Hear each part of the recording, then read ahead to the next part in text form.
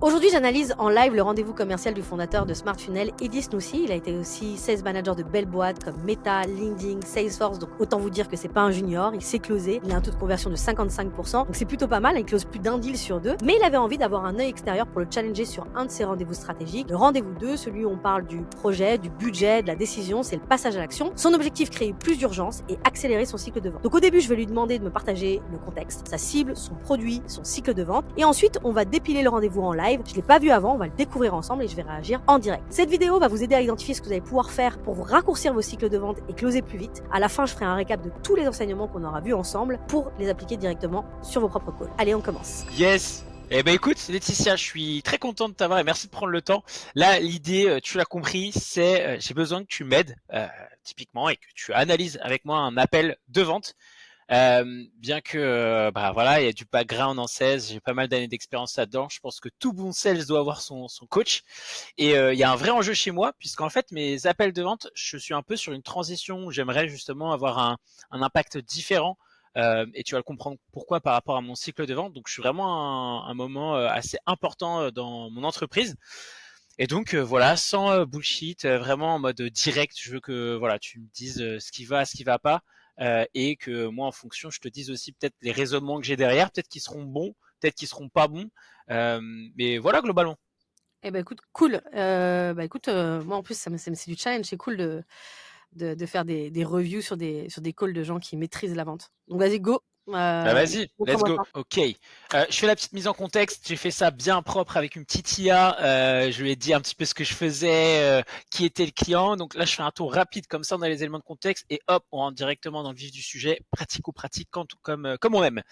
Du coup, là, l'idée, juste sur la promesse de Smart Funnel. Donc moi, je suis le fondateur, co-associé avec Dylan Camara de notre agence Smart Funnel. Ce qu'on fait, c'est simple. C'est une agence de revenus qui implémente des IA conversationnelles sur WhatsApp pour activer des leads dormants, préqualifier des leads, réduire les no-shows, augmenter la LTV. Donc tout passe sur de la conversation WhatsApp avec de l'IA, mais c'est vraiment une agence. Donc on n'est pas un SaaS, ça c'est important de le noter. Et du coup, voilà ce qu'on propose.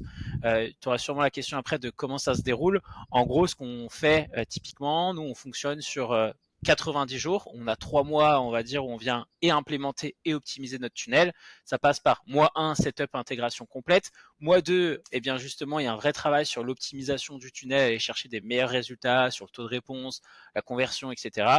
Puis enfin, l'objectif, c'est de rendre notre système totalement automatisable, puisqu'on fait du build and release, et que la personne puisse justement reprendre nos systèmes derrière. Nos Ok. packages, ils commencent à 1500 par mois. Voilà, on Ok. peut aller au-delà, on peut aller jusqu'à plus de 12 000 parfois sur mesure.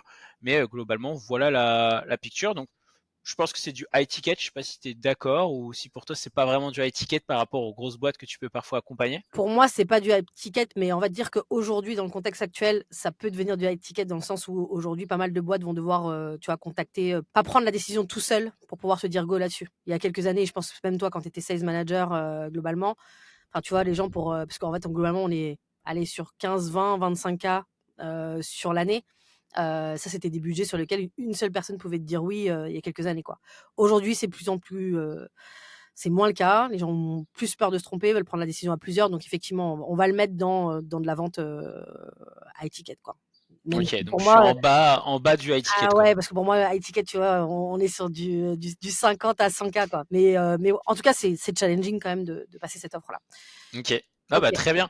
Tu vas voir que durant l'appel aussi, en fait, on a plusieurs packs et en fait, cette offre à 1005, c'est un petit peu l'offre pour que le client voit le ROI et nous fasse confiance pour Ok. derrière proposer des upsells assez conséquents. Ok. Derrière notre cycle de vente, il y a pas mal de gens qui se foutent de justement un petit peu comment on travaille, parce que je travaille en R2. Je réexplique un peu la base tout de même. Nos leads, d'abord, ils arrivent sur de la pub, du référal ou de l'organique. La vérité aujourd'hui, c'est qu'on a énormément de personnes qui viennent du référal. Pour moi, c'est pas forcément, en tout cas, on le travaille pas comme un vrai système d'acquisition. Notre référal, il se fait naturellement. On n'a Ok. pas mis de système, on pousse les gens à nous référer. Et puis surtout, en fait, aujourd'hui, notre chaîne d'acquisition, c'est de la pub, donc c'est des leads qui sont plutôt froids puisqu'ils viennent au début juste collecter de l'information sur un lead magnet, une ressource qu'on partage en pub. Ok. Le prospect arrive, deux solutions, soit il prend rendez-vous, soit il prend pas rendez-vous. Mais moi, dans tous les cas, et c'est ce que tu vois au niveau là, warm call, eh bien, s'il n'a pas pris rendez-vous, je le call voilà quelques heures plus tard ou le jour qui suit. Ensuite, c'est très simple. Ça, c'est l'école Salesforce qui me l'a appris et toutes mes expériences. C'est l'amour du R1. Sur mon premier rendez-vous, je ne fais pas de vente. Je fais vraiment de la qualification pure. Je passe 25 minutes sur 30 à qualifier le prospect. Et les 5 dernières minutes, en fait, je speech très succinctement ce que je fais. Donc vraiment les big lines en fonction de la qualification. Et derrière, justement, j'annonce quand même quelques briques sur le pricing pour pas qu'il y ait une douche froide lors du R2. Et lors du R2, qui est le deuxième rendez-vous, et bien à ce moment-là, je reviens sur les éléments partagés lors du R1 et j'expose une stratégie sur mesure pour le client. Donc en fait, c'est une roadmap typiquement. Et derrière, eh bien, j'essaie de closer sur une offre qui doit être adaptée à ce dont il a besoin. Ok. Particularité quand même, avant le R2, donc entre mon appel de qualification et mon appel de vente, je fais tester du coup au prospect notre IA. Donc il a quand même, tu vois, une petite mise en bouche. Et j'envoie également des use case vidéo qui sont assez cool. On voit nos prospects justement qui parlent effectivement des résultats qu'on a pu avoir. Et généralement, je partage un use case adapté au pain et à qui est la personne. Ok, donc pendant le R2, enfin au moment du R2, ton prospect, il a déjà testé en partie ton produit et sait globalement à quoi ça sert. Ouais, Vraiment. Et et aussi également, il a une idée bien précise des problèmes que tu as pu résoudre à une boîte qui a à peu près les mêmes enjeux, quoi. t'as tout compris. Ok, ça marche. Qu'est-ce que tu penses déjà du R1, R2 globalement c'est important d'avoir toujours parce que on me dit souvent que je m'embête à faire des 1-1, R2, R10. Il faudrait faire un R1 close Non, direct. moi, je suis pas d'accord. En fait, ça dépend vraiment pour moi, encore une fois. C'est un peu des. Ça, on en a déjà parlé, toi et moi, souvent. C'est-à-dire que, tu vois, c'est toujours des trucs, il faudrait faire ça, il faudrait faire ça. Pour moi, ça dépend réellement à la fois de, ce que tu vends, de la nature de ta vente, la nature de ton cycle de vente. Et en fait, c'est pas vrai que tu as un seul cycle de vente qui peut aller pour tout le monde, tu vois. Et même, ça va même au-delà du juste, bah, ok, tu fais du mid-market, donc ton cycle de vente devrait être ça, etc. Non, ça dépend aussi également de ton produit, etc.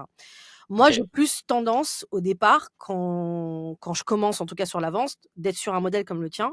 Pourquoi? Parce que pour moi, ça me permet de rentrer vraiment dans le détail, d'avoir une vraie conversation. Pour moi, le R1, c'est t'as mis qualification. Après, te connaissant, c'est avoir une conversation avec quelqu'un, de se dire, voilà, globalement, c'est quoi tes enjeux, c'est quoi tes problèmes, répondre à 3 questions. J'aime bien dire 3 questions, mais c'est c'est quoi ta situation actuellement, qu'est-ce que tu aimerais faire, c'est quoi ta situation idéale. 3, c'est quoi les obstacles qui t'empêchent de le faire. Et pour moi, toutes les questions et la conversation doit tourner autour de ça. Et à la fin, ça te permet de savoir, et ce que tu disais, bah, OK, globalement, cette personne-là, je vois ses problèmes, je les connais. C'est des problèmes que j'ai déjà résolus ou pas. Je pense que je peux les adresser ou pas. Voilà comment je peux les adresser. À la fin, c'est ça ce que tu dois avoir comme information. Et puis là, tu as rajouté, et tu as raison, et la partie, est-ce qu'il a les moyens de résoudre ses problèmes? Parce que tu as plein de gens qui ont des problèmes, mais qui ont pas les moyens de les résoudre. Donc Ouais. toi, au moins, tu poses la question directement du budget. Moi, je suis plutôt aussi fan de cette école-là. C'est-à-dire qu'on parle du budget. Tu as plein de gens qui vont dire: «Non, non, le budget, c'est après». Quand la personne a vraiment une idée de la valeur, bon, non, en plus, on n'est pas des enfants, tu vois. Les gens, ils savent qu'un truc coûte un prix. Et après, tu as tout l'occasion, et je trouve que tu le fais très bien juste après, d'expliquer qu'est-ce qui va justifier ton prix. Et en plus, j'imagine que ce que tu fais, c'est peut-être donner une fourchette. Et en plus, toi, tu as un prix t'as un prix d'entrée, et tu as un prix haut de gamme. Donc, en Ouais. gros, c'est assez simple de dire, voilà, nous, on se situe entre temps et temps pour résoudre ce problème de cette manière-là. Et du coup, la personne, au moins, elle sait, tu perds pas de temps à faire un R2 s'il n'y a pas d'argent. Tu peux avoir un R2 qui se positionne beaucoup plus tard, mais au bon moment, parce que la personne se dit, bah, écoute, nous, on aura une vision sur notre budget beaucoup plus tard, dans 6 mois.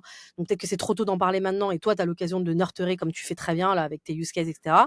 Ou bien, bah, en fait, tu as une personne qui est chaude, qui dit, bah, ok, c'est cool, tu vois, genre, je suis en phase avec ta proposition, je suis curieuse, je veux aller jusqu'au R2. Donc, pour moi, très bien ta stratégie de faire un R1. Et ce que j'aime bien, c'est quand tu dis, voilà, il y a 5 minutes où j'explique ce que je fais.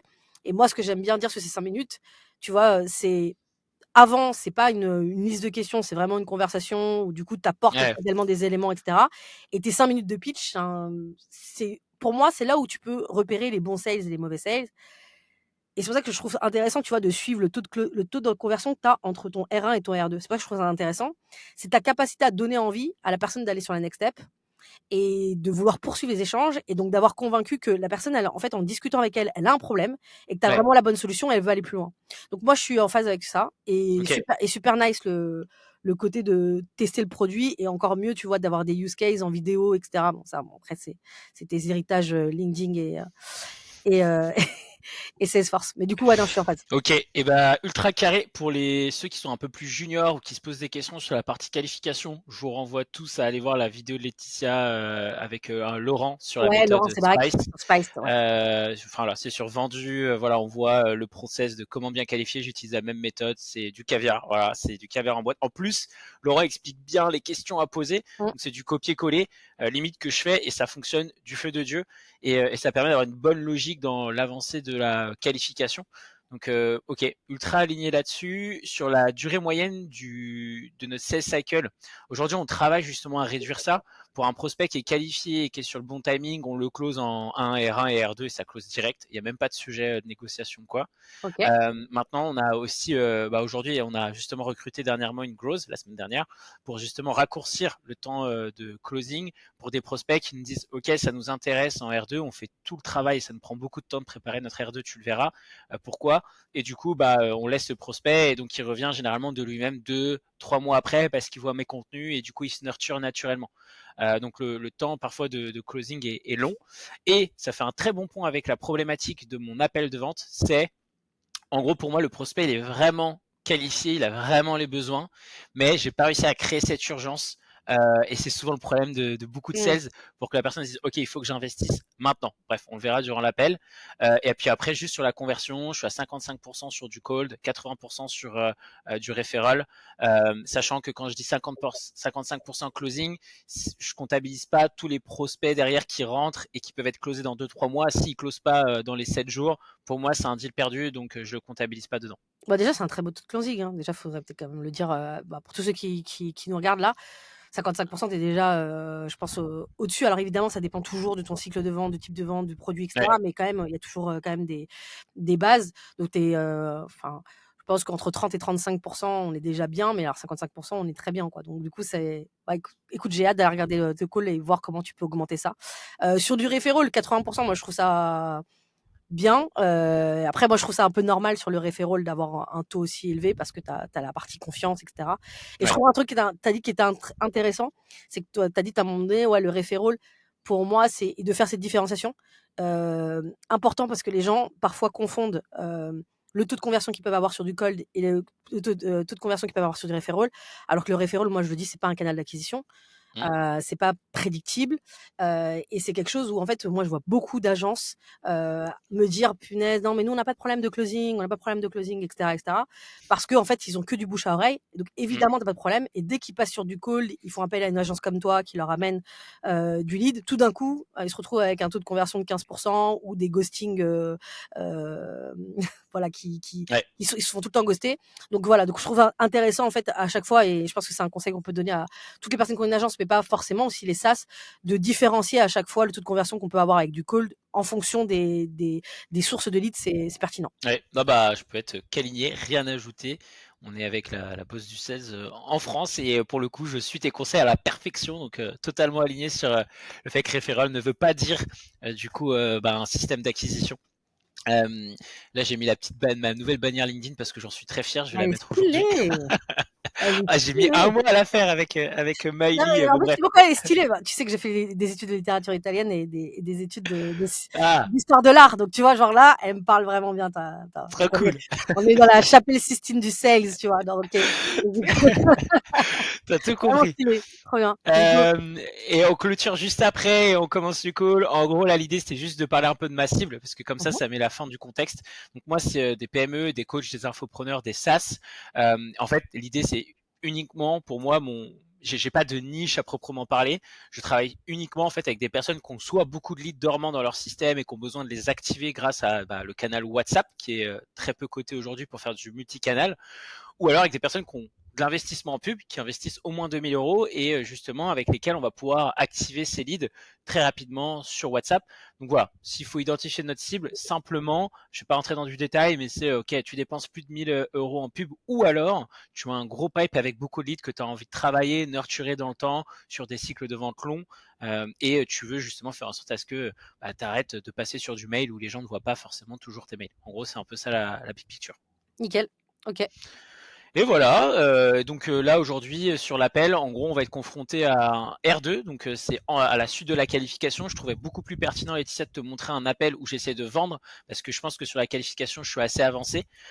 L'origine du lead, c'est de la pub, c'était un prospect froid de base, et dans l'idée, lors de cet appel, je présente la roadmap et j'essaie de le closer. Du coup, le résultat, voilà, il n'y a pas de spoil, mais vous avez le résultat directement, c'est le deal a été perdu. Pas perdu de façon très négative. On s'est dit à bientôt, mais je sais en tant que sales que le problème de l'urgence, il peut être réglé quand on a les bons outils, les bons indicateurs. Et puis sur le profil du client, là, ce profil-là, c'est un coach business qui aide des personnes à justement avoir un business beaucoup plus performant. Et il a une stratégie qu'on appelle de low ticket. Donc en fait, il vend des accompagnements très bas à 20, 50, 100 euros, où tu vas payer par mois cet accompagnement-là pour avoir plein de ressources, accès à une communauté. En fait, c'est un peu comme un fonctionnement SaaS, si je puis dire. Et l'objectif, c'est qu'au bout de 3, 4, 5 mois, quand tu deviens un prospect beaucoup plus chaud, ou au final un client, pardon, beaucoup plus chaud, avec ce low ticket, ce ticket très bas, eh bien qu'on te pousse sur un appel de vente pour te vendre une offre au-dessus high ticket. Ok, nickel. Très clair. Et voilà. Et ben du coup, let's go. Tac, je te partage du coup, hop là, le 8. L'appel, et puis on va pouvoir démarrer. Alors pour le coup, c'est un appel enregistré, petite précision quand même. On utilise l'outil Clap. Je crois que Laetitia aussi t'aimes Ouais, bien je cet tape outil. de fou. Ouais. Pour moi, c'est Ah un oui. super outil parce que ça permet, bon, déjà de record, mais pas que ça. Après, derrière, il y a. Mais j'imagine que tu l'utilises aussi, et on en parlera peut-être une autre fois, mais il y a plein d'agents IA que vous pouvez utiliser pour pouvoir aussi analyser vos calls. Du coup, d'ailleurs, en plus des choses peut-être que je vais te dire, si elles sont pertinentes, tu pourras les intégrer dans Clap pour pouvoir voir si tu suis vraiment certaines choses que j'ai pu te dire dans tes prochains calls. Ça peut être intéressant. Ouais, non, bah à fond. Et en plus, je pense que j'ai pas une utilisation optimale de Clap, même si je l'utilise beaucoup. Donc ultra preneur de retour là-dessus. Alors, du coup, là, on est face à Jérémy. Ok. Pour information, alors là, il est en Marseille, il est RD Contract, mais c'est quand même le fondateur d'une boîte qui brasse pas mal. Il m'a autorisé à partager du coup cette visio, puisqu'il a trouvé qu'on était très professionnel. Enfin voilà, on a des retours positifs. Mais comme j'ai dit, je l'ai pas closé, et vous allez voir que voilà, il est assez sharp, et je partais sur l'appel en mode, à mon avis, ça va pas closer de base, et vous allez comprendre peut-être pourquoi. Hop, Ok, ça et déroule. ben c'est super, Tu super, entends? super. Ouais. On a préparé des petits éléments, on va pouvoir te présenter ça. Il n'y a pas d'objectif à te vendre quoi que ce soit sur l'appel. Pour le coup, là, l'idée, c'est vraiment qu'on te montre un peu notre jus de cerveau, ce qu'on a pu te compacter. Et puis, derrière, à l'issue, on te montrera bien entendu voilà, nos offres, etc. Et puis, si ça te chauffe aujourd'hui, let's go. Si ça te chauffe plus tard, c'est fine aussi. Mais voilà, l'idée, c'est surtout de se faire peut-être challenger au moment où on va te partager la partie strat. Et puis c'est tout. Tu as eu le temps de voir la petite vidéo là où avec Ouais, la c'est vrai, plateforme. T'en as pensé quoi? sympa. Juste petite pause. Du coup, là, ce que je dis en début d'appel, justement, et ça se voit du coup que je crois vraiment pas que je vais le closer, parce que lors du R1, je lui ai présenté les tarifications, etc. Il m'a dit que pour lui, ce serait plutôt adapté à septembre. Mais comme tout bon sales, je me suis dit que c'était peut-être une fausse, un faux pushback. Enfin voilà, il me repoussait Ouais. les éléments, alors qu'en soi, il a vraiment les besoins en vue de ce qui se passe sur son tunnel de vente. Et donc, j'ai insisté en lui disant que fallait vraiment qu'il vienne, puisqu'on a lui préparé une stratégie sur mesure avec mon associé Dylan, qui est sur cet appel avec moi. Ok, nickel. Donc là, tu lui poses la question s'il a vu la vidéo que tu lui as envoyée pour le nurturer, et voilà. Exactement, c'est Ok. ça. Donc Ok. là, je passe les Vas-y, mais détails. on a encore recruté de la partie sales et on fait ça depuis 2022. Mais pour rappel, juste Dylan, côté marketing, on est des potes d'enfance. Lui a plutôt pas bossé sur la partie market, a Payfit, Ferrari, Singapour, moi plutôt la partie sales. Et on fait ça depuis 2022, pour rappel. Donc ça fait un petit moment. Et puis toute l'équipe, du coup, est bretonne. Je t'avais déjà dit, mais ouais, on a encore recruté une nouvelle personne qui a intégré l'équipe ce matin. Et elle est également bretonne. C'est un truc de fou. Donc, recruter que des Bretons. Ouais, c'est critère numéro 1, Bretagne. Non, en plus, ça se fait naturellement parce que toutes les personnes qu'on recrute, c'est des gens qui partagent un peu les valeurs de notre boîte, qui s'intéressent à ce qu'on fait. Généralement, ce soit des amis d'amis ou des amis. Et des gens surtout qui ont une casquette market sales, donc des gens qu'on a pu rencontrer dans nos. Juste comme ça aussi, il y a aussi des éléments de pourquoi j'explique ça. En fait, là, l'idée, c'est d'expliquer qui est l'équipe. Dans les agences, on a l'habitude de voir qu'il y a beaucoup de personnes qui sont sous-traitées, typiquement dans d'autres pays, voilà, où ça coûte moins cher, la main-d'œuvre coûte moins cher. Nous, on a plutôt une dynamique de dire qu'on recrute français, même Madine bretonne, Bretagne, pardon.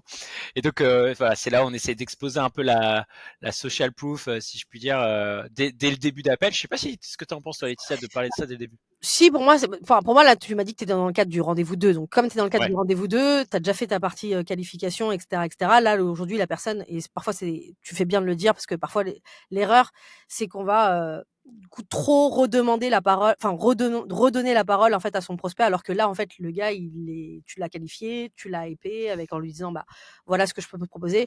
Là il s'attend à ce que tu lui présentes des choses. Donc pour moi ça me choque pas effectivement que après ça c'est ta manière de faire, de commencer à présenter un peu le cadre. Bon t'es une agence et en fait je trouve ça pas mal aussi également de raconter un petit peu l'histoire de qui est derrière. En plus, surtout, enfin, c'est moi, je viens du monde du SaaS, mais j'accompagne de plus en plus de gens du monde des agences. Et le monde des agences, t'as quand même pas mal de trucs où les gens se disent, je me suis déjà fait arnaquer. Je connais personne encore aujourd'hui qui s'est pas fait arnaquer par une agence. Ouais. Donc, je pense qu'en fait, effectivement, commencer par le fait de présenter, c'est quoi ton background. En plus, t'as un background vraiment très cool. C'est pareil pour ton associé. Expliquer un peu l'ADN de ta boîte, comment tu recrutes, etc. Moi, je trouve ça intéressant. C'est-à-dire que bah, tu le fais rentrer un peu dans les coulisses avant de lui expliquer en fait ce que tu fais. Donc, pour moi, fine. Et bon, voilà, du coup, pour moi, c'est pas un truc qui doit durer trop longtemps. Bon, là, il rebondit, il te dit, OK, vous recrutez que les Bretons, et toi, tu réenchéris. Faut pas juste que ça dure trop longtemps, mais pour moi, c'est cool. Ok, très clair. Bon, j'enchaîne. Nos précédentes boîtes. Et bref, la vie a fait que c'était après-vente. Je te l'ai c'est Apple Ticket, mais dans la globale, on travaille sur ces 4 volets: acquisition, activation, revenu, rétention. L'idée, c'est juste d'avoir en tête qu'on peut tant travailler sur la partie avant-vente. Ok, comment on fait pour qu'il y ait plus de gens à s'intéresser à ce qu'on fait, à plus cliquer sur le lot ticket, à acheter plus le lot ticket, puis après la continuité, c'est à prendre un rendez-vous, puis après optimiser le nombre de personnes qui montent sur un R2 pour proposer de l'upsell, etc. Mais nous, du coup, on travaille vraiment sur toute la chaîne de valeur avant et après vente. Je t'en avais touché 2 mots, mais vraiment nos réflexions, c'est aussi travailler sur l'after sales plutôt que aussi de l'avant. En vrai, c'est les deux, mais le après est aussi pertinent parfois que le avant. Comme on dit souvent, il vaut mieux aller travailler sur un client qui a déjà mis l'ACB, qui est déjà un client existant, plutôt que mettre des efforts dans de l'acquisition, parce qu'une LTV, ça a beaucoup plus de valeur très souvent que d'aller chercher un prospect froid. Ok, tu peux faire une pause là. Bah, en tout cas, pour moi, il y a un truc, mais peut-être qu'on est au trop début du call et peut-être que tu l'as fait juste après. Mais là, pour moi, tu as ta slide, t'expliques qui tu es et ce que vous faites, etc. Bon, il n'y a pas de problème là-dessus. Par contre, là, j'ai l'impression que tu expliques un peu ton point de vue. Mais soit pour moi, tu es dans la phase, tu expliques ton point de vue. Quand je parle de ton point de vue, c'est que moi, ma croyance vraiment forte, c'est qu'aujourd'hui, pour être bon en sales, et notamment sur des rendez-vous comme celui-ci, ce qu'il faut, c'est que tu ailles sur ton point de vue de manière très forte. Pourquoi vous faites ça? Pourquoi vous avez choisi de faire ça? Pourquoi, etc. Et il doit, en fait, casser avec tout ce qui peut se faire en fait sur le marché. C'est qu'il doit se comprendre pourquoi vous êtes unique, etc. Ça, c'est mon premier point. Mais soit quand tu le fais, tu as deux manières de le faire. Soit tu as une manière comme ça, en fait, de dire, bah voilà, on fait ça, on fait ça, on fait ça, on fait ça, de montrer, en fait, simplement ce que vous faites et les bénéfices que vous apportez à vos clients. Sauf que là, j'ai pas vu la suite. Hein. Mais je trouve qu'en fait, c'est vraiment très orienté sur, OK, voilà Smart Funnel, ce qu'on fait. J'en sais rien, mais tu as quand même passé 30 minutes sur la découverte, enfin 30 minutes, 25 minutes sur un R1 avec lui. Et pour moi, je pense, ce premier rendez-vous-là, enfin ce deuxième rendez-vous-là, je l'aurais peut-être enchaîné en parlant en fait des enjeux, en rappelant les enjeux. Je trouve qu'en rendez-vous 2, généralement, là, tu présentes ton équipe. OK, on a expliqué pourquoi. Moi, je rappelle les enjeux. Bon, juste par rapport à notre échange qu'on a pu avoir en fait la dernière fois, voilà moi ce que j'ai retenu. J'ai retenu ça, ça, ça, ça, ça, ça, ça, ça, ça, ça. Ça le remet en fait dans les sujets. Et ça, tu sais mieux que moi, mais en fait, les gens, quand ils parlent, quand ils ont une conversation intéressante, il y a des moments où ils se confient, il y a des moments où ils se confient moins. Quand tu es bon justement et que tu es bon en qualification, bah, les gens se confient quand même pas mal. Ils t'ont dit des trucs peut-être qu'ils ont oubliés. Et ça, pour moi, c'est important de leur dire, bah, là, aujourd'hui, on se parle dans ce cadre de ce que tu m'as dit. Et voilà pourquoi je pense que ça va être pertinent. Et en fait, que tu aiguilles déjà en lui donnant, bah, l'objectif, en fait, ça va être de voir sur quoi on va pouvoir travailler. Moi, j'ai identifié 2-3 trucs. Je sais pas, moi, par exemple, c'est plus le côté acquisition, peut-être le côté activation, peut-être le côté revenu, rétention qui doit bosser en fonction de ce qu'il t'a dit. Et comme ça, déjà, en fait, un, tu lui parles de ce qui l'intéresse. Deux, tu lui rafraîchis la mémoire, même s'il est dans un truc de bon, attention, j'ai pas de thune, c'est juste pour la partie curiosité. Tu lui remets un peu l'urgence. En fait, l'urgence, ça commence dès le départ dans le rendez-vous. C'est-à-dire, OK, bon, là, toi, t'es en mode chill. Tu dis que t'as pas d'argent. Tu dis que tu peux continuer comme ça. Sauf que voilà, en fait, moi, voilà ce que j'avais noté. J'avais noté que t'avais ces enjeux, ces enjeux, ces enjeux. Et là, moi, du coup, ce que je te propose, c'est que là, on discute de comment, déjà, nous, on pourrait t'aider. Et deuxièmement, pourquoi c'est important de le faire maintenant. Tu peux déjà avoir cette posture-là, tu vois, dès le début. Ouais. Donc, Ok. voilà. Ouais, ultra pertinent, surtout sur la partie de créer l'urgence dès le départ. Moi, en fait, ce travail je le fais après, mais je pense qu'il mériterait à devenir beaucoup plus tôt pour, comme tu as dit, mettre le contexte de Bah voilà pourquoi on est là, pourquoi on prend 45 minutes. C'est parce que tu nous as dit que tu avais un problème et pas parce que je voulais te parler de ma boîte. Ma boîte, elle vient en solution à ton problème, mais ça Exactement. doit pas être le centre du sujet d'aujourd'hui. Et surtout, bah, après, tu le sais, parce que bah, tu es sur ces sujets-là, tu sais que le game aujourd'hui, c'est la partie l'attention. Donc du coup, c'est super dur d'avoir l'attention des gens. Ouais, Je sais pas combien de temps il y a entre, on a parlé de ce que tu faisais entre le rendez-vous 1 et le rendez-vous 2, mais pas le temps qu'il y a entre ces 2 moments. Plus il est long, plus il oublie. ouais, bien sûr. Voilà. Peut-être qu'il y a aussi des changements aussi. Pourquoi je te dis ça, c'est qu'il y a peut-être des changements aussi chez lui, des changements. Enfin, notamment moi, ça m'arrive beaucoup. Peut-être moins dans les agences, j'en sais rien, mais dans les SaaS, en disant bah ouais, on a eu un codir dernièrement, ou on a notre board avec qui on a eu un rendez-vous, ils nous ont dit que la priorité c'était ça, et entre le moment où tu lui as parlé et le moment, etc., il y a les investisseurs qui leur ont mis la pression parce qu'ils ont fait une levée de fonds de malade mental et ils Ouais, tout le monde rigoler. Et c'est important que tu l'aies, tu vois. Et parfois, il y a des gens qui ratent une information là-dessus parce qu'en fait, ils le posent pas dès le départ. Donc tu dis, bah voilà, moi c'était ça, c'est ça le contexte que j'avais en tête. Tu avais ça comme enjeu, soit comme objectif, soit comme problème à résoudre. Est-ce qu'on est toujours beau? Est-ce qu'il y a des choses qui ont été ajoutées? C'est ok qu'il y a peut-être aussi des choses qui ont été ajoutées. Est-ce qu'il y a des nouvelles choses qui sont ajoutées depuis qu'on s'est parlé ou non, on est globalement sur les mêmes trucs? Ok. Et puis après, tu peux avancer sur ta présentation que tu fais maintenant. ok. Ouais, pour les personnes qui nous écoutent, franchement, ça c'est du caviar et ce sera appliqué directement sur On dira mes si c'est ok. slides dès demain. Merci beaucoup, Laetitia. Je t'en prie.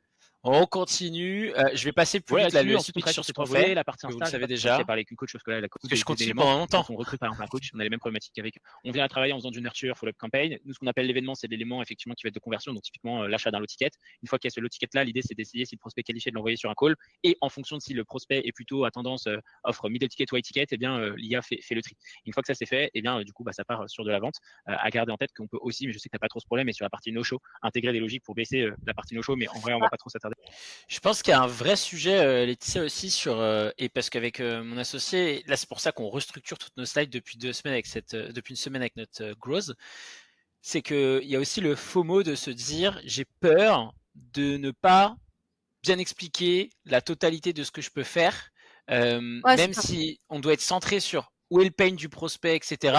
Tu as envie de bien montrer toute ta voiture, alors que le mec a juste besoin, tu vois, du siège passager. Tu as envie de lui montrer toute la caisse et qu'il dise wow, vous êtes capable de tout faire ça, donc vous êtes les bonnes personnes pour que je prenne juste ça.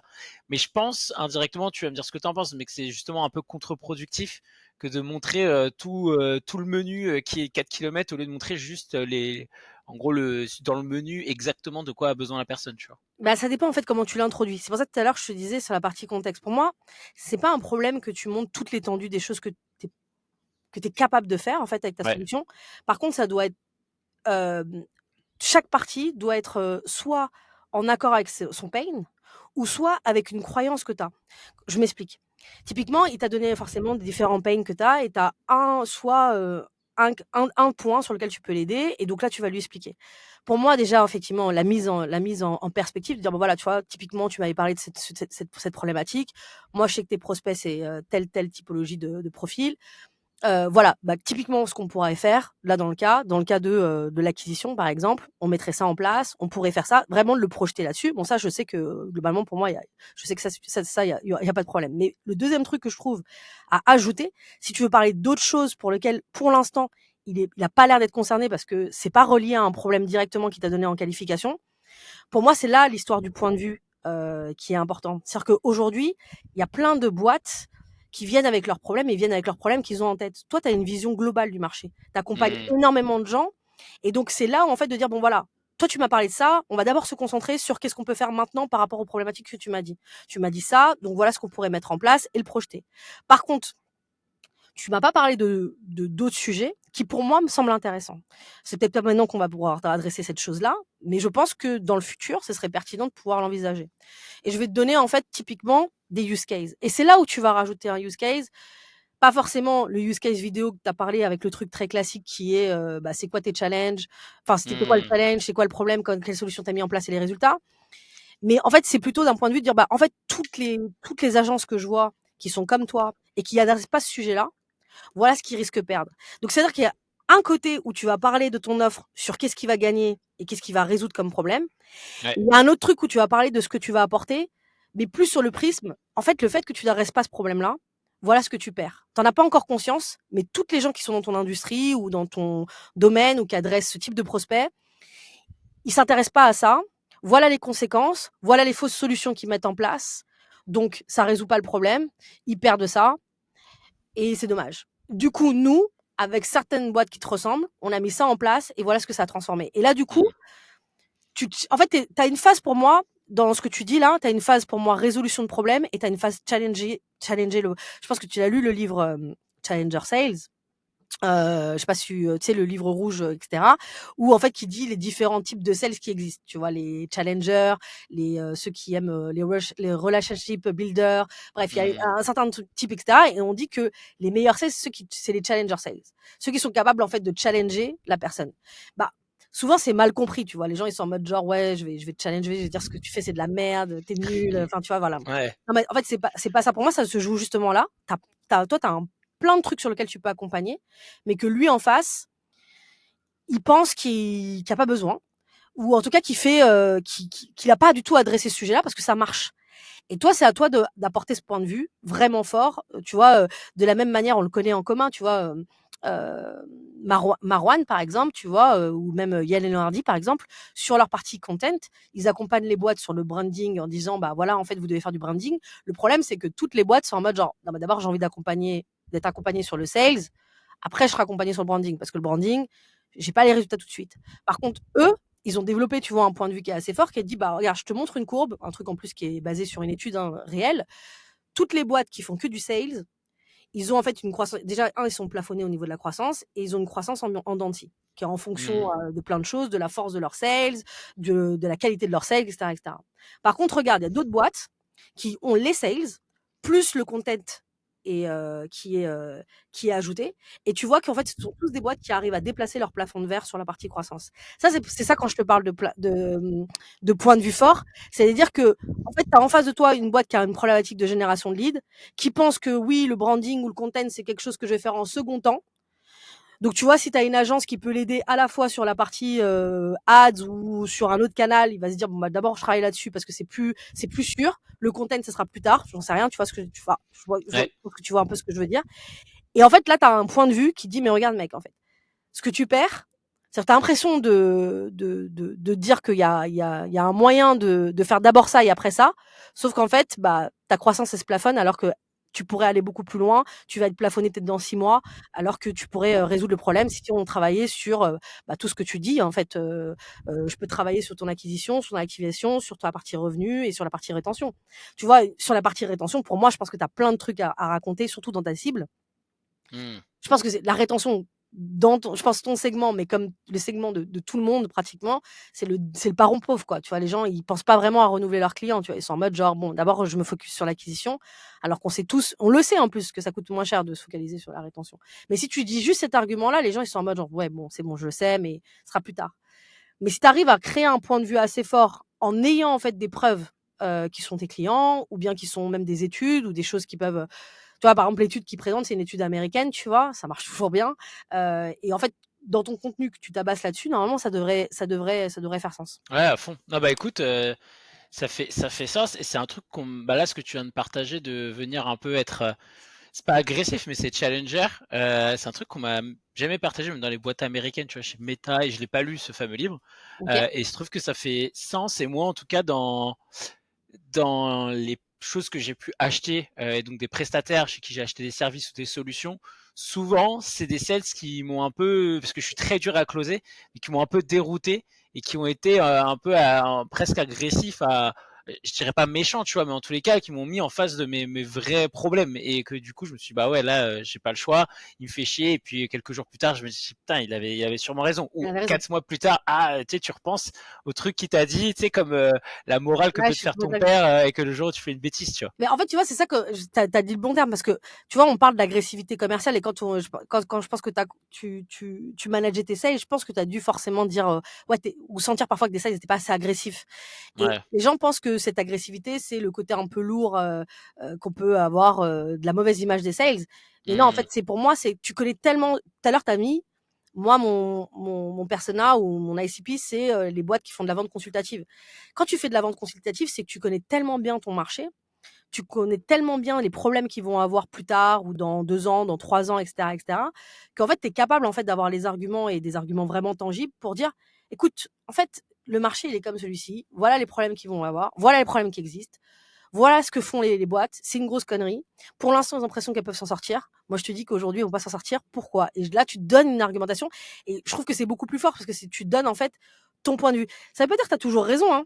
Mais je trouve qu'en fait, pour moi, c'est ça qui fait un bon sales d'un sales qui va juste donner, en fait, des éléments qui sont obvious et qui résout, tu vois, problème, solution, tu vois. Je pense que le truc au-dessus, et ça crée aussi également, je pense, un peu, ça participe à créer cette urgence, tu vois, je pense. Non, franchement, bref, je peux être qu'aligné et on va le voir. En fait, je pense que sur le call au global, je suis pas assez challenger, justement. Et je pense que tu as touché le bon mot. Là, ce qui est intéressant, alors tu vas voir, c'est vraiment à but de prendre à contre-pied le prospect. On présente les pricing directs. Okay. On personnalise toujours ces slides-là en fonction de en tout cas les besoins du client et du coup les services adaptés. Et ce qu'on fait, c'est que notre principe, c'est de dire on partage maintenant les pricing pour que après tout ce qui va dérouler sur la stratégie qu'on va te présenter justifie du coup ce pricing là. Donc si tu veux, on a un peu une logique comme ça et qu'à la fin on propose un prix avec un engagement un peu moins fort pour un peu contrebalancer du ah ok, je pensais qu'il y avait tant que ça d'engagement, etc. Au final, avec ce qu'il me propose, il y a encore moins de friction. Donc on fait un double speech de prix, un premier là pour prendre un contre-pied.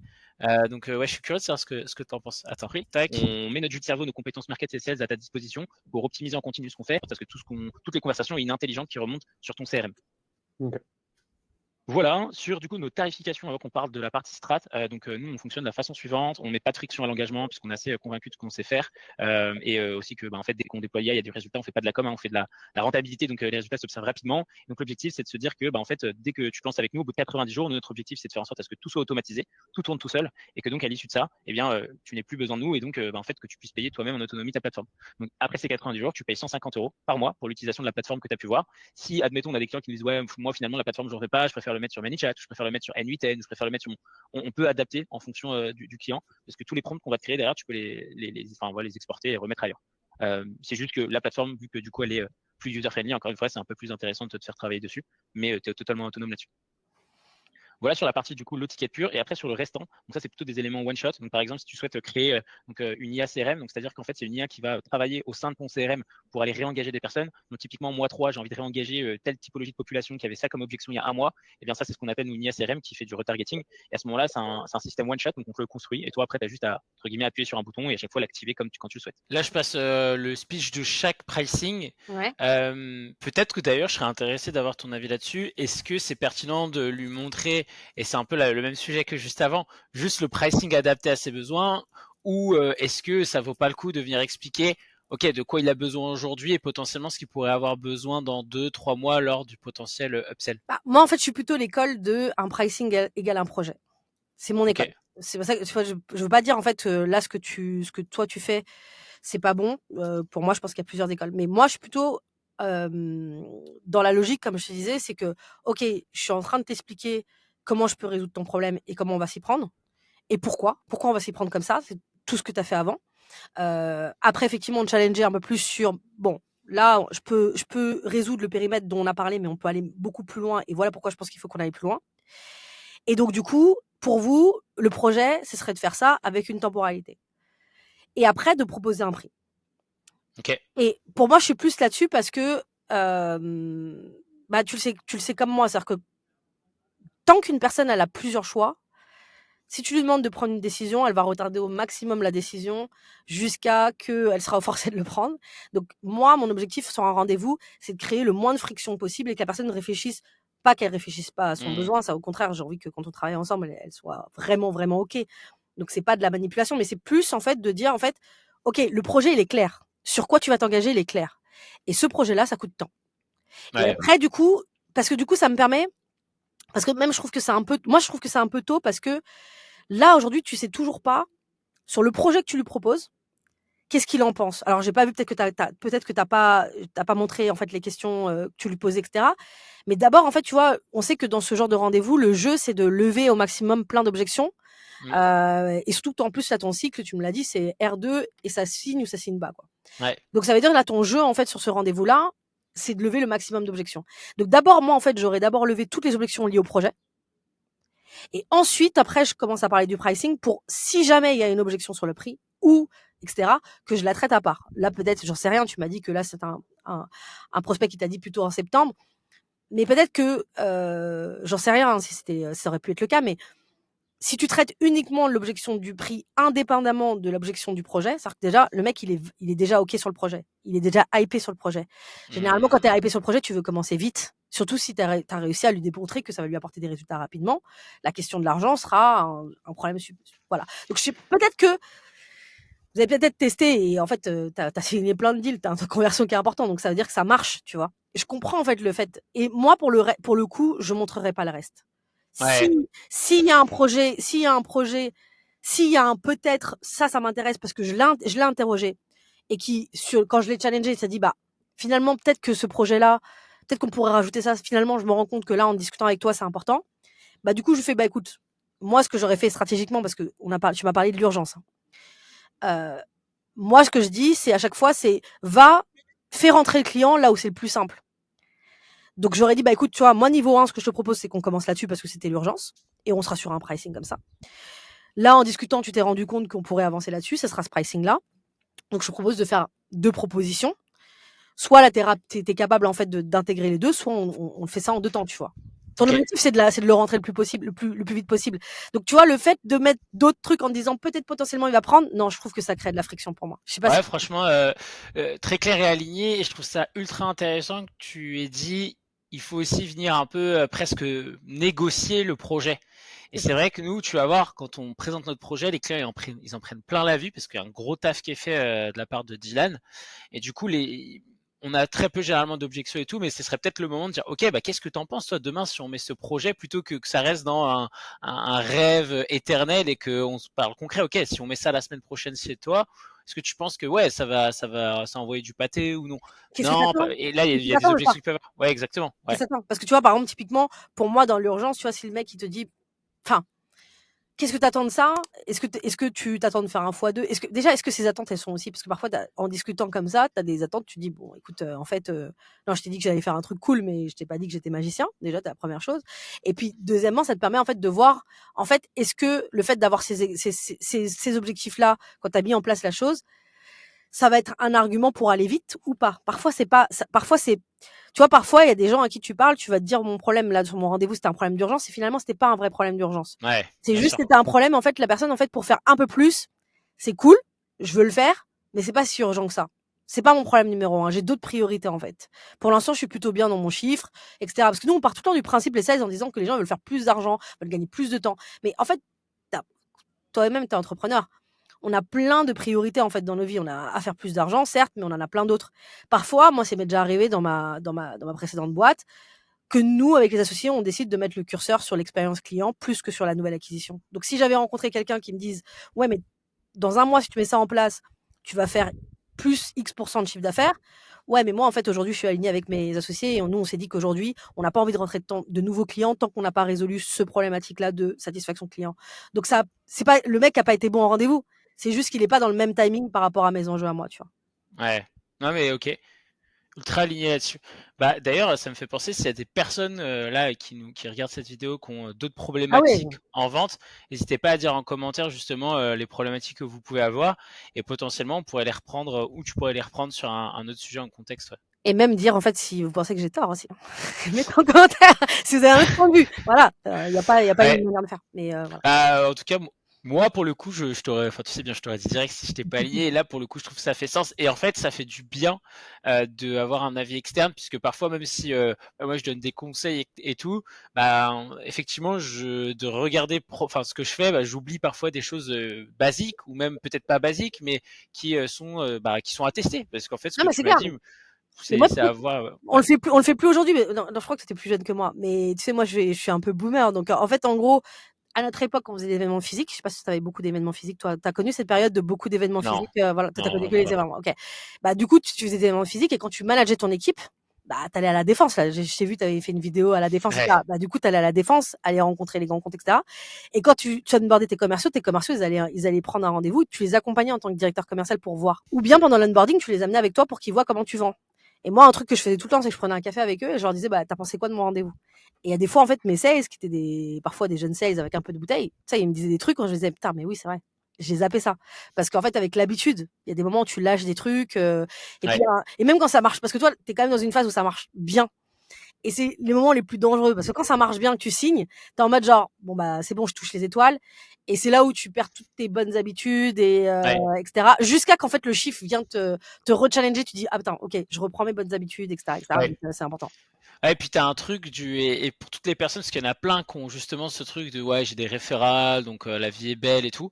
En fait, de se poser des questions et se faire challenger comme je me fais challenger aujourd'hui par toi, dans des moments où c'est la merde et c'est dur, c'est encore plus dur derrière de venir changer, de venir sur une bonne dynamique. Alors que quand tout va bien, tu sais, t'es moins needy, t'as moins besoin de deal, donc t'as un pitch beaucoup plus décontracté, un peu comme je l'ai sur cet appel. Alors que croyez-moi, si j'étais vraiment dans la galère, je vendrais beaucoup plus accro et ça fonctionnerait moins bien. Donc moi, ce que je dirais, c'est justement s'il y a des gens qui font du referral où la vie est belle, eh ben, c'est justement d'aller se faire challenger. Et d'ailleurs, toi, t'as un accompagnement sur lequel, ou en tout cas, tu peux te Ouais, je fais des faire revues. coacher. Ouais, je fais des revues de call, effectivement, Ok. sur des durées, etc., etc. Donc j'ai accompagné pas mal de boîtes, Payplug, Eskimos, notamment comme boîtes comme Trelly, donc tout type de boîtes. Bon, après, évidemment, c'est un peu le même exercice, hein, c'est que j'ai le contexte et ensuite après le call et je fais des recommandations sur ce qui va, parce qu'il n'y a pas que des choses qui vont pas bien. Justement, ce qui est intéressant, moi, ce que j'aime bien, c'est sur les gens qui sont déjà sales, parce que ça marche déjà, tu vois. Les gens qui sont au tout début, bon, il y a tout à construire et surtout les recommandations. Mais en fait, Ouais. ça, tu vois, en fait, en vrai, parce que plusieurs fois, les gens me disent, oui, Laetitia, tu devrais, tu vois, c'est en ça où moi, je trouve que c'est la limite des formations, tu vois, parfois en ligne sur la vente ou sur les conseils, on est aligné là-dessus, hein, sur les conseils un peu LinkedIn, un peu bateau. C'est que là, toi, tu vois, c'est très spécifique. Ce que je suis en train de te dire là, c'est par rapport à un enjeu, tu m'as donné tout un contexte, etc. Et c'est pour ça que je te donne, voilà, moi, ce que j'aurais fait dans ton contexte. Pour d'autres boîtes, peut-être que tu commences pas de la même manière, peut-être que justement, faut peut-être pas trop te challenger parce que c'est des secteurs qui sont très matures. Enfin voilà, tu vois, en fait, il y a plein de choses à prendre en compte. Donc je trouve ça intéressant en fait effectivement de faire l'exercice. Bah, vas-y, go, on regarde la suite. Ouais, go. Bah, on mettra tout de même le lien en Yes. description parce que pour le coup, c'est full valeur et au cas par cas, tu vois, si t'es un freelance, solopreneur, même t'as un sales, t'as envie de monter d'un level, il n'y a pas mieux que de faire appel à, je pense, un coaching comme je suis en train de le faire. Je défile rapidos sur le prix et là, du coup, je pense que c'est la partie où on est les plus performants et du coup, je vais montrer rapidement la global picture, en tout cas l'idée générale de ce qu'on partage ici. Et moi, ce que j'aimerais bien que tu viennes me challenger, je préfère directement utiliser là, nos 20 dernières minutes sur les endroits où ça fait mal, plutôt sur la fin du call, parce que je Let's pense go. que pareil, ça manque de tempo. Let's go. Big Magnet. Et derrière, on le retravaille autour de cycler les leads forcément, etc. Et ensuite, entre le low ticket. Donc là, on avait premièrement une personne qui vient s'obtenir sur une page Donc avec la possibilité derrière de venir. là, pour contexte, je remets la slide de ce que j'ai capté comme information lors du R1 sur cette slide-là que je remplis avec le client lors du premier rendez-vous Super cool afin ça. de mapper. Et du coup, on réutilise la même slide lors du R2 et Dylan, ce qu'il va faire, mon associé, du coup, hop, c'est que Acheter un low ticket. C'est ce qui est pitché aussi sur l'AD en tant que tel, donc l'intégration dans un school, etc. Et ensuite, entre le low ticket et du coup le mid ticket, il y avait une grosse action aussi manuelle que tu faisais déjà aujourd'hui pour venir optimiser un peu la prise de rendez-vous. Et du coup, prise de rendez-vous sur lequel tu vas venir pitcher le mid ticket et le high ticket. Avec les petits chiffres qu'on a remis en haut, donc 50% de prise de rendez-vous, ça c'est top. Et du coup, 1 sur 3 qui convertit. Du coup, ça veut dire qu'en réalité, entre les deux, aujourd'hui, quand même, entre un low ticket et un mid ticket, il y a quand même des taux de conversion qui sont intéressants. Après, j'ai l'impression qu'aujourd'hui, c'est plutôt des sujets de volume chez toi, de venir automatiser ça pour réduire le temps que toi-même tu peux venir passer. Quoi. Ok, très cool. Très bien. Très cool. Et du coup, je vais te montrer après un petit peu un Miro qu'on a pu. donc en gros, il fait un récap de ce qui a été partagé. Là, on voit pas, mais il acquiesce sur les informations qui ont été partagées ici.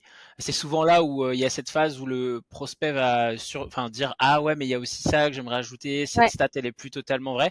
Mais c'est vrai qu'on le fait très tard, tu vois, et ça mériterait d'être beaucoup plus tôt. C'est pour ça que je disais, en fait, pour moi, je pense qu'en fait, vous avez un truc à merge entre ta présentation et celle-ci qui doit arriver très rapidement. Et ensuite, tu vois, on va voir les next steps, mais tu vois, de clore justement mais en tout cas, c'est très cool de faire ça. Parce que là, tu te projettes vraiment, quoi. Ouais, à fond. Et là, du coup, juste après, on va dire qu'au début, on parle d'un truc un peu objectif de voilà ta data. Et après, on vient plutôt sur voilà ce que nous, on peut venir faire chez toi. C'est ce que va expliquer Dylan très succinctement. Donc, ouais, c'est voilà, les main focus que j'ai mis là, que je vais te montrer après dans le Miro. Le point numéro 1, c'est augmenter la conversion sur le low ticket. Alors, avant même d'arriver du coup sur finalement low ticket, mid ticket, aujourd'hui, ta porte d'entrée forcément dans ton système d'acquisition, c'est le nombre de personnes qui viennent acheter ce low ticket. Aujourd'hui, je crois qu'il est à 30%. Potentiellement, je sais qu'avec l'IA, on peut aller grappiller justement quelques pourcentages supplémentaires. Forcément, parce qu'une personne qui tombe sur une page, pour X raison, elle peut créer un défocus. Juste déjà un message de rappel, ça fait la différence. Alors, si on rajoute un petit peu de conversation. On sait qu'on peut venir augmenter un petit peu ça. Le deuxième main focus pour le coup, voilà, c'est le setting de relance post low ticket. Donc là, c'est ce que tu évoquais sur le point avec Eddie, c'est-à-dire comment venir automatiser, en tout cas réduire le temps que moi je peux prendre. Donc là, je vous ai pas les détails, mais du coup, il a 3 points comme ça qui vient spécifier et illustrer. Et une fois que ça c'est fait, on part sur un truc beaucoup plus costaud, où en fait, on prépare vraiment une stratégie sur mesure, où Dylan, en fonction de la stratégie du client, vient montrer le how, donc comment on vient implémenter ça, ce qu'on peut faire sur différents mois. Et du coup, à la fin aussi, présente un de nos cas d'usage chez qui on a pu faire exactement la même stratégie. Je mets juste quelques passages comme ça, vous voyez. Tac. Comme ça, ou ça peut être, tiens, il y a une information qui va être partagée dans le school. Est-ce une Ah bah stratégie attends, de tu vas reconnaître setting, quelque chose là. c'est-à-dire dans un premier temps, un Yes. premier message de relance. Tiens, je viens de voir que Nice. tu avais acheté l'information. Tiens, je viens de voir que tu étais rentré dans la communauté school. Et derrière, qu'est-ce que tu en as pensé, etc. Donc commencer un petit peu à creuser la réponse qu'elle a pu avoir à un potentiel pain. Bah, du coup, finalement, c'est ta promesse de ton ticket en réalité. Et on travaille autour de ça. Derrière, on vient qualifier cette personne avec une méthode, la méthode SPICE. L'objectif, c'est de comprendre un petit peu la situation de la personne aujourd'hui, finalement son pain et du coup son objectif final. Super. Je passe ça, mais comme quoi, tu vois, voilà, ce que tu partages est vraiment utilisé et réutilisé Ah ouais, à super. bon escient. En plus, là, tu montres que tu qualifies aussi également tes prospects comme ça. Ces qualifications, ça peut servir pour du market, ça peut servir pour de la rétention, c'est parfait. Exactement. Bah là, pour le coup, j'ai Mais pas tu les détails, mais Mais on tu vois, explique. en tout cas, moi, je trouve ça pas mal. Alors, déjà, j'aimerais juste faire une réflexion là sur la partie présentation. Bon, déjà, Ouais. en tout cas, votre présentation, elle est claire, c'est straight to the point, etc., etc. Je préfère le dire parce que parfois, il y a des gens, ils se prennent trop la tête sur qu'est-ce que je dois mettre dans la presse, etc. Ils veulent mettre des lumières, etc. Vous, c'est très simple, ça fait le job. Bon, ça mériterait peut-être d'être un peu pimpé, mais en tout cas, ça fait le job. Mais tu vois, encore une fois, je pense que tu vois là, je trouve que ça fait un rendez-vous qui peut être, enfin, ça fait un rendez-vous assez long. Je Ouais. trouve, tu vois, entre le moment où t'expliques en fait, toi, c'est comme si, en fait, t'expliques le why et lui, il explique le how. En gros, vraiment, c'est ça? Ouais. Et en gros, pour moi, ouais, je pense qu'en fait, il y a peut-être, je trouve que ça vient un peu, là, on est à 27 minutes, il y a peut-être moyen, en fait, que ton interlocuteur, encore une fois, hein, c'est pour optimiser, voilà. Ouais. Mais toi, ton interlocuteur, au milieu du rendez-vous, c'est, même nous, hein, c'est des moments où on bat et on se dit, ça se termine à quel moment où on commence à penser au rendez-vous d'après. Voilà, je pense qu'en fait, ça, je l'ai déjà dit, mais je pense que peut-être qu'en fait, ce serait pas mal de revenir. Et par contre, je trouve ça vraiment très très cool de montrer, parce qu'en fait, on n'est pas sur du AO. Souvent, les gens, ils font des trucs très très basiques. On va faire ça, on va faire 1, 2, 3, 4. Et là, on rentre vraiment dans le détail. Là, ce que j'ai entendu, c'est que ils projettent vraiment, ils donnent en fait des exemples, etc., etc.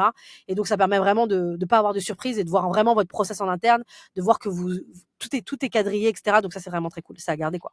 De fou. Ouais.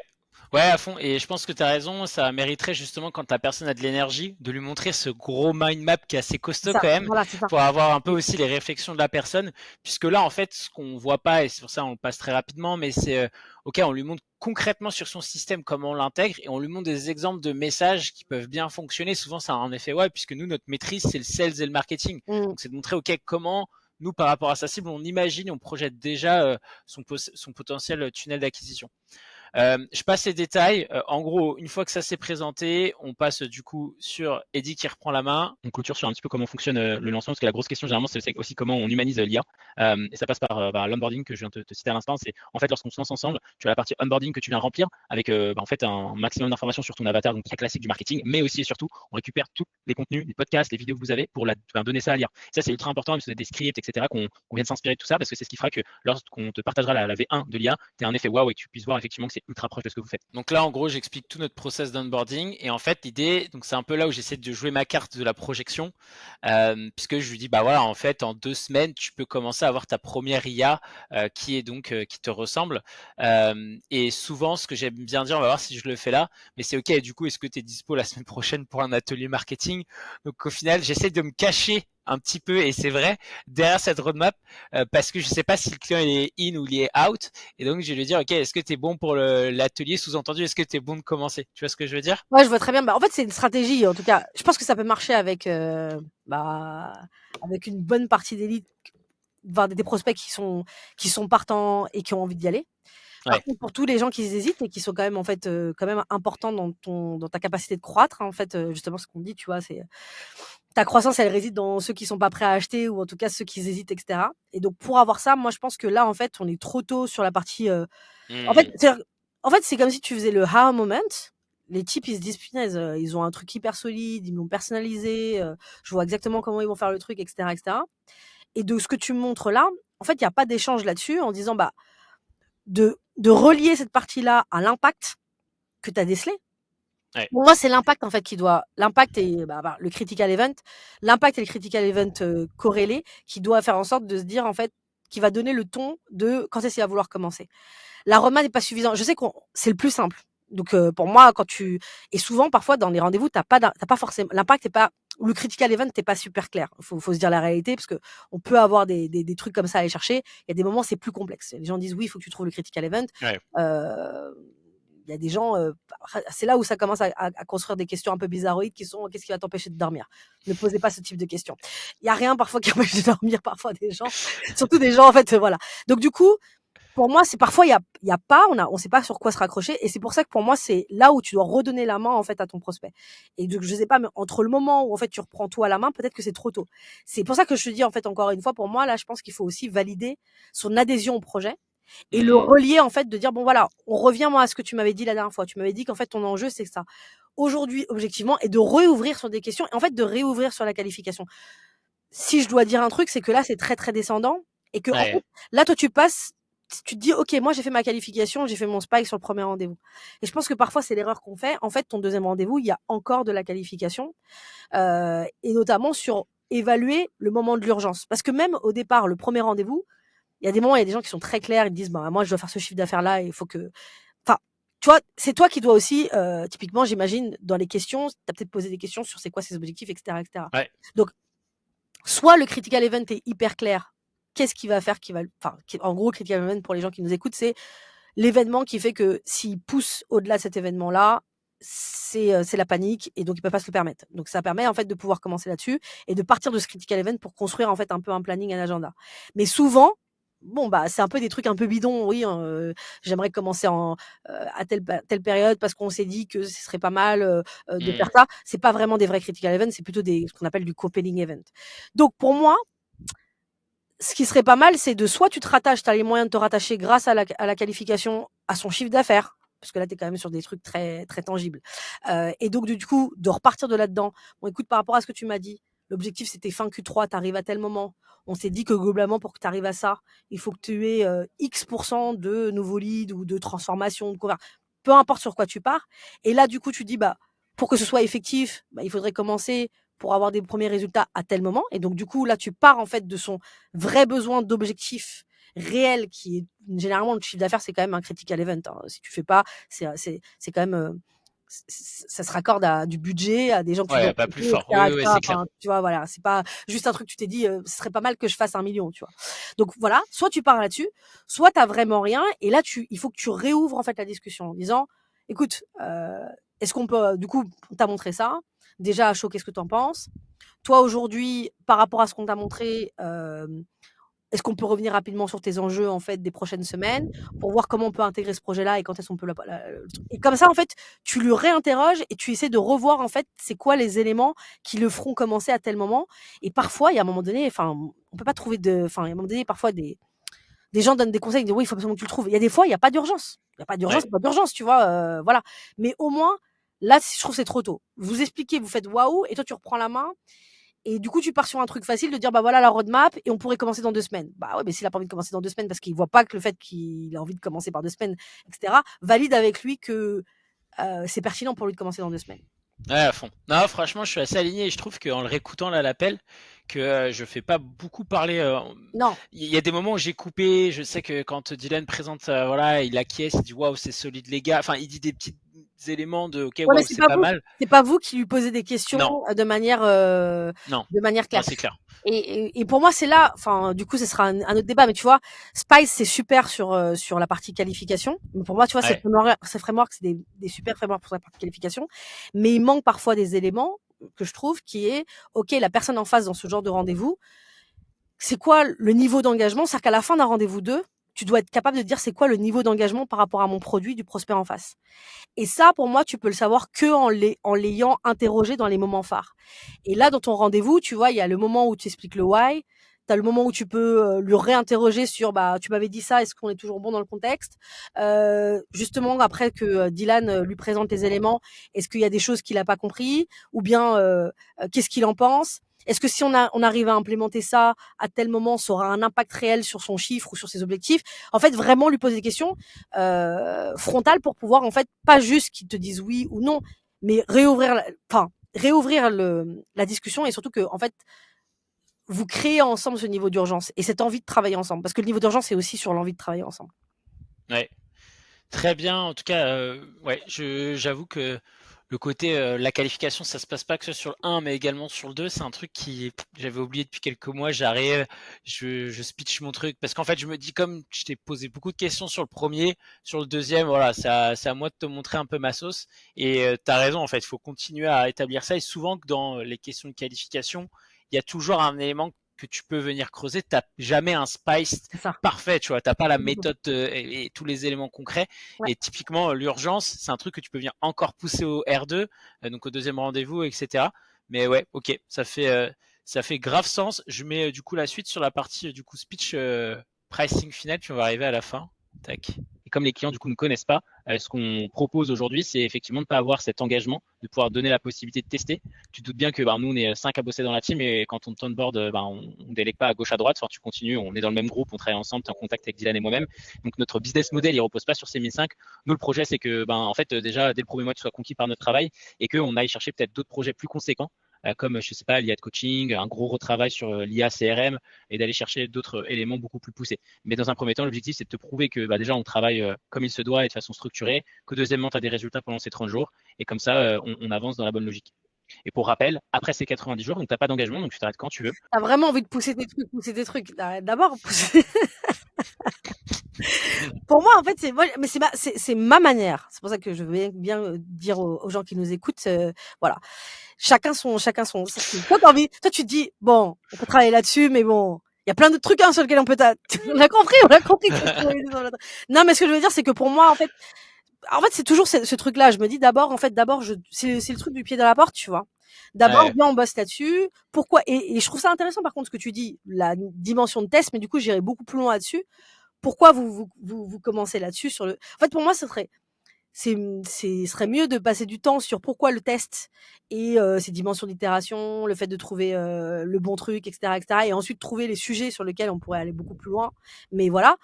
Mais plutôt que de lui dire, en fait, de lui remettre en fait un peu du bruit en fait. De pollution. Mais oui, Voilà, oui, non, c'est clair. du bruit, c'est de la pollution, alors que toi, en fait, vous lui avez présenté un truc clair. Il faut qu'il signe sur le truc clair. Ah, mais il y a d'autres trucs à faire plus tard, c'est cool. De toute façon, tu travailles avec lui, c'est de la rétention, c'est de l'upsell, c'est du cross-sell, peu importe, tu vois. Je t'avoue que forcément, je suis le fondateur de ma boîte et je suis très fier de ce qu'on fait. Et il y a beaucoup d'émotionnel et en fait, vraiment, ce que je vois le client, je sais exactement de quoi il a besoin et je me revois coacher mes sales chez Meta, tu vois, et leur dire, mais arrêtez de raconter qu'on fait tous les features, et ils passaient leur call à parler de tous les features, tu vois, toutes les fonctionnalités. Et c'est un peu ce que je fais. Alors je dis, voilà ce que je te propose. Et d'ailleurs, on pourra faire ci, ça. Le mec, on a toujours pas dit let's go, tu vois, et je suis déjà à lui dire, ok, voilà ce qu'on va t'upsell dans un mois. C'est cool, tu vois, mais là, c'est pas l'idée. En plus, je sais pas, même toi, ça te le fait quand t'es du côté prospect, c'est-à-dire que t'as un espèce de truc d'envahissement, où il y a trop de trucs, et donc faut que en fait, ça te crée juste ce truc de, waouh, c'est cool, ils ont l'air de bien bosser, mais il y a trop de trucs, faut que je me pose. Et en fait, nous, notre rôle, c'est ce côté, faut que je me pose, faut qu'il soit le plus court possible. En fait, faut pas que la personne se dise, bon, il faut que je me pose pendant un mois, que je réunisse lui, pour savoir si on va bosser ensemble.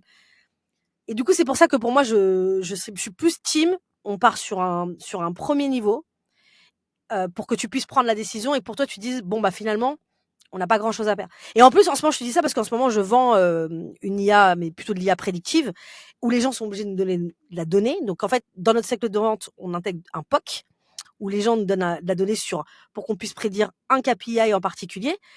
Et ça, c'est typiquement, si je suis trop gourmande, ils vont se dire, mais en fait, ah non, mais parce que pour ce KPI-là, il faut qu'on ait cette donnée-là, donc il faut qu'on mette telle personne dans la boucle. Je suis morte si je fais ça. Donc, il faut vraiment que je m'assure, en fait, de me dire, la personne en face que j'ai, et surtout là, toi, c'est ton cas, t'as envie qu'elle puisse se dire oui, sans devoir mobiliser, même si lui, je crois qu'il est un peu tout seul, hein, ou en tout cas, il a pas... Il a une associée, mais effectivement, c'est lui qui prend la décision dans tous les cas, quoi. Mais en tout cas, qu'il ait pas cette envie de vouloir, je me pose pour voir qu'est-ce que je fais en premier, ou qu'est-ce que je priorise, tu vois. Qu'il se dise, j'ai qu'une décision à prendre, c'est si c'est oui ou non, j'accepte ce qu'ils m'ont proposé, quoi, tu vois. Ouais. Ah mais franchement, je peux pas dire le contraire. Franchement, t'as raison et je l'entends et je me rends compte aussi que c'est, voilà, j'ai pas sélectionné le meilleur des calls, mais c'était le but. C'est vraiment que tu me donnes énormément d'éléments que je peux optimiser et je pense qu'il y aurait une meilleure logique aussi à avoir un discours de OK, j'ai mes slides de pricing, mais je les oublie. Déjà, mon call, il doit être focus sur le projet. Je C'est vends ça. mon projet et à partir du moment où le projet il est OK, en fait, on part sur une deuxième phase de l'appel qui est la négociation, tu vois. Et Et c'est bien. là, C'est pour ça que je me dis que ton cycle, tu vois, il est pas mal. Mais moi, par exemple, dans mes expériences, etc., j'avais toujours un R1, un ouais, R2 et un rendez-vous que j'appelais rendez-vous de closing. C'est pas vraiment un R3, mais c'est un rendez-vous de closing où l'idée, pour moi, c'était à la fin, on se mettait d'accord sur OK le projet. C'est le moment où, en fait, mon R1 c'était qualification. Mon R2, généralement, bah, c'est un peu ce que tu fais. Je t'ai permis de tester le produit ou bien je t'ai fait ouais, un début de voilà le projet qu'on pourrait faire ensemble. Du coup, là, l'idée, c'est qu'on parle du projet. On parle que de ça, en fait. Quel niveau de projet on fait et qui est intéressant sur lequel on parle. Et ensuite, du coup, évidemment, je donne les pricing à la fin et de dire, bah, l'idée du troisième rendez-vous, c'est un rendez-vous de closing, c'est de voir effectivement, est-ce qu'on réajuste des choses dans le projet, est-ce qu'on ajoute des choses, est-ce qu'on retire des choses, etc., etc. Ou bien ça peut être tout simplement go ou no go. Et si c'est un no go, pourquoi, quoi, tu vois. Oui, je sais que dans ta tête, tu te dis, je rajoute un truc sur mon cycle de vente. Mais peut-être que, en fait, tu gagnerais plus de temps, parce que ton cycle de vente, j'ai vu 7 à 65 jours, je crois. ouais, Si par exemple, tu as quelqu'un en 3 semaines, première semaine R1, ensuite tu le nurtures, ensuite le projet, et ensuite la personne, il y a un rendez-vous qui est positionné. Déjà, en plus, ça participe aussi à la question de l'urgence. Tu me posais la question. Quand tu as un rendez-vous de closing, tu dois répondre à si oui ou non tu commences le projet maintenant ou pas. Et pas ouais. réfléchir si la solution Smart Funnel est une bonne solution. Non, je réfléchis sur un projet. Ouais, Est-ce c'est que je vais intéressant. l'implémenter ou pas? Je partais en ce moment sur une logique de peut-être faire l'inverse, c'est-à-dire avoir que un R1 et sous exception d'un compte assez conséquent, faire R1, R2 Ça peut aussi. et, et qu'en fait le R1, si je vois qu'un prospect vraiment factuellement il n'y a pas d'urgence dans le projet ou que le compte il est moyen petit, eh bien du coup je lui dis ok tu me reviens si vraiment tu as envie du projet grosso modo. Mais en faisant cet échange avec toi, j'aurais plutôt tendance à dire que même s'il n'y a pas l'urgence, vas-y, joue ta carte, va sur le R2, essaie plutôt de retravailler ton appel et de voir si peut-être ben, tu arrives à passer de, je sais pas, 50, 55 % de closing à 60, 65 parce que bah, ton discours est différent. Et je trouve que c'est plus cohérent que de venir tout modifier mon cycle de vente. Bref, tu m'as. Ouais, clairement, j'ai compris. Bah, du coup, ouais, mais en tout cas, bon, pour moi, c'est, ouais, ça se joue juste là-dessus. Ok. Voilà, c'est sur cette partie plutôt projet, etc. Ouais, mais à Donc, fond, voilà. à fond. Ah bah merci beaucoup Je pour t'en tous prie. les Ouais, merci. retours. Ce sera applicable et appliqué. Et surtout, je pense que les gens qui ont écouté ça, il y a pas mal d'éléments sur lesquels, bah franchement, là, il y a juste à copy-paste, enfin, à copier un peu les process. Je pense qu'il y a pas mal de Et choses qui peuvent être repris. Bah, en tout cas, déjà, je voulais juste te dire merci parce que, franchement, c'est super cool bah, c'est un peu mais en plus, l'archouma, c'est un peu l'archouma. Je le ressens un peu. mais en plus, non, en plus, enfin, déjà, en plus, j'adore faire des reviews comme ça. Je trouve qu'en plus, c'est cool parce que c'était vraiment, du coup, bah, improvisé dans le sens où j'ai pas écouté le call avant, je découvre en même temps que toi, etc., etc. Donc voilà. Donc déjà, merci pour ça. Et deuxièmement, bah voilà, c'est tout. Moi, je pense que voilà, t'as 55% de taux de closing. Faut juste que tu retiennes ça, tu vois. Ouais, je suis À chaud. 60, si t'arrives à 60 et à 65%, bon bah mec, t'es déjà Ouais. très très bien, tu vois. Donc genre voilà, faut. Là, l'idée pour que les gens puissent nous entendre, c'est vraiment euh, tous les calls peuvent être optimisés, mes calls peuvent être optimisés, etc. Donc l'idée, c'est effectivement de faire cet exercice. Je sais que tout le monde dit qu'il faut qu'on écoute nos calls, 2 calls par semaine. On le fait pas, on n'a pas le temps de le faire. Donc voilà, donc là au moins c'est une occasion. Et voilà, si vous avez des choses, des questions, etc., mettez-les en commentaire. Si vous voulez voir d'autres analyses de calls, probablement j'en ferai d'autres. Il y en a plein qui arrivent, notamment aussi également des calls en anglais avec des gens qui sont aussi également, il y en a un prochain qui va peut-être arriver sur un call aux US avec une boîte qui a levé plus de 100 millions. Donc voilà, donc Mm. ça va être pas mal.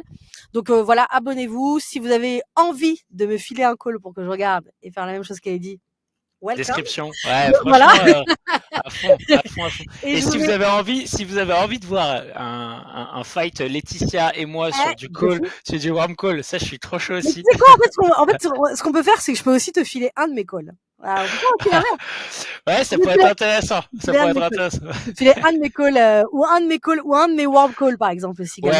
Ouais, Ça ça, peut être intéressant. j'adorerais le faire. Ouais, ouais, à fond, Pour te à filer fond, un à de fond. mes warm calls. Et donc voilà, et je vous mettrai du coup en commentaire, donc je vous mettrai le livre dont je vous ai parlé Challenger Sales. Je pense que c'est vraiment un livre à lire. Il a encore beaucoup d'actualité, surtout dans une période où en fait il y a énormément de concurrence, il y a la crise économique, etc. Allez regarder ce livre-là.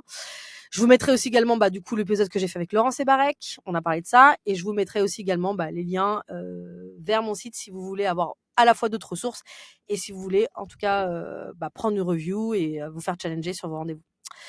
Merci énormément Eddy. Merci je sais que t'as un Laetitia. autre live. T'as Ouais, beaucoup de choses c'est à ça. faire. Et puis aussi, abonnez-vous à la chaîne d'Eddy qui permet en fait tout simplement de prospecter de manière innovante. Aujourd'hui, on le sait, c'est une galère de prospecter. Ça sera encore plus difficile plus tard. Ce qui est bien avec Eddy, c'est qu'il a toujours les petits trucs, etc. Il arrive à générer des leads à la fois avec du small business, du mid-market, du grand groupe. Donc, allez voir, abonnez-vous à sa chaîne si vous voulez vraiment savoir c'est quoi les dernières tendances. C'est pas que du hack, c'est vraiment des vraies logiques aussi également de prospection. Donc, en tout cas, moi, je consomme. Merci beaucoup, Eddy. Puis, à bientôt.